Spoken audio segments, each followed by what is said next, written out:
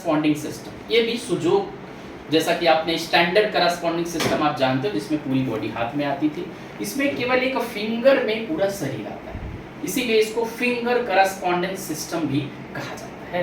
तो एक ही शरीर में देखेंगे आप, इसको हम 3 पार्ट में बांटेंगे।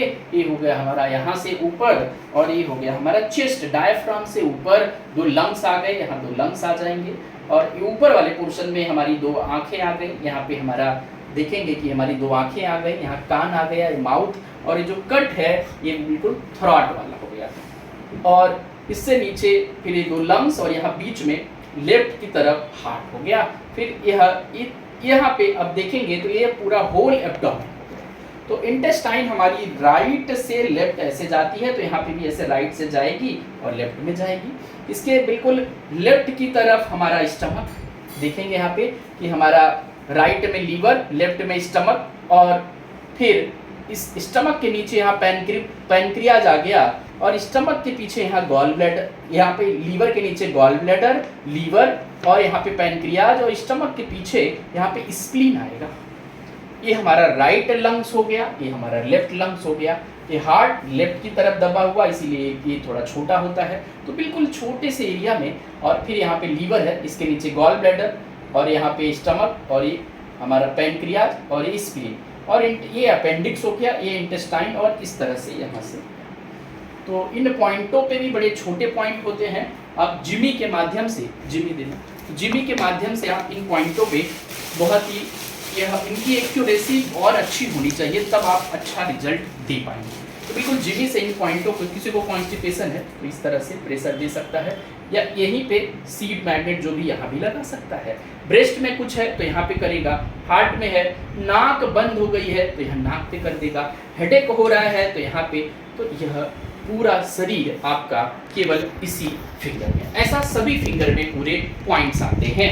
तो आपने देखा। अब हम बैक की बात करें, बैक साइड की, तो देखेंगे कि पूरी स्पाइनल कॉर्ड किस तरह से आती है। तो देखेंगे एक ही फिंगर में पूरी स्पाइन है। तो ये हमारा मेडुला ऑब्लोंगेटा जो होता है पीछे, या ऑक्सीपिटल, तो ये बिल्कुल ये पोर्शन है। आप छुएंगे यहाँ पे गड्ढे जैसा, यहाँ पे भी गड्ढा। फिर ये T1, ये यहाँ से यहाँ तक सर्वाइकल आ गया। अब तक आप सर्वाइकल इतना बड़ा था, इतना सारा मेथी लगाते थे या मैग्नेट लगाते थे, अब एक ही पॉइंट पे सर्वाइकल ट्रीट होगा। ये देखिए, ये पूरा सर्वाइकल हो गया इतने में ही। तो 2 केवल सीड लगा दिया आपने, 2 मैग्नेट लगा दिया, केवल 2 मेथी के दाने लगा दिए, पूरा गर्दन का पॉइंट कवर हो गया।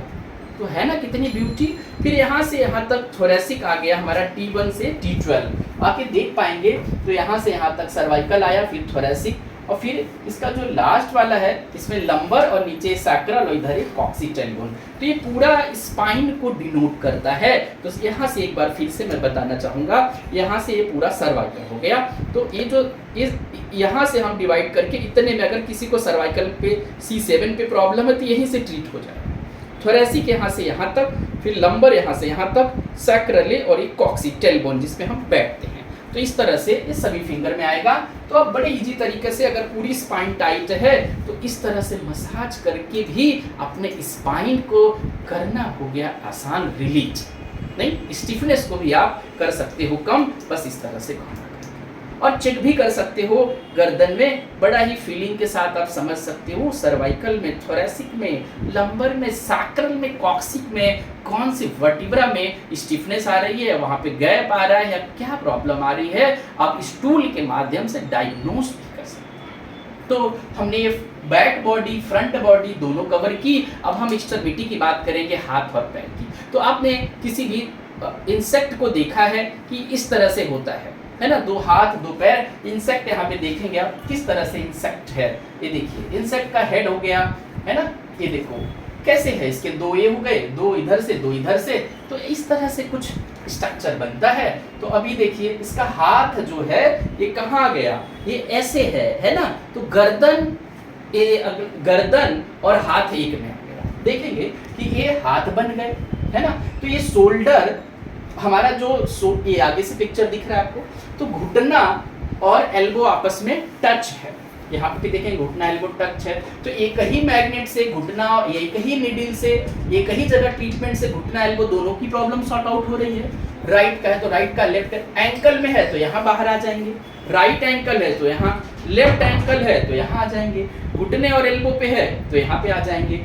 अब केवल रिस्ट पे है तो रिस्ट जॉइंट देखेंगे कि ए रिस्ट हो गया, शोल्डर भी इधर आ जाएगा, आगे रिस्ट हो जाएगा, आगे की तरफ रिस्ट आ जाएगा।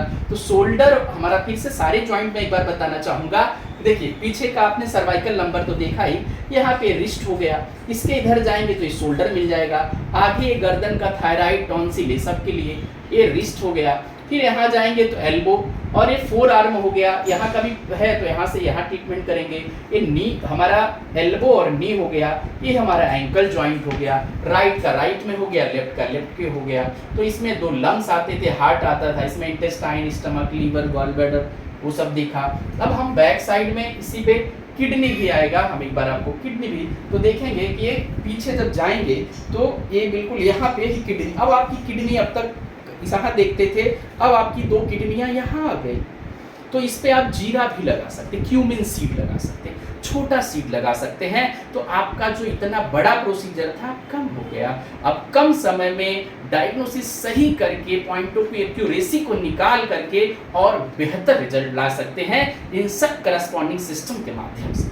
तो प्रोफेसर पार्क जो का यह बहुत सुंदर सा गिफ्ट है, इस गिफ्ट को एक्सेप्ट करें और अपने आप को निरोगी, स्वस्थ बनाएं।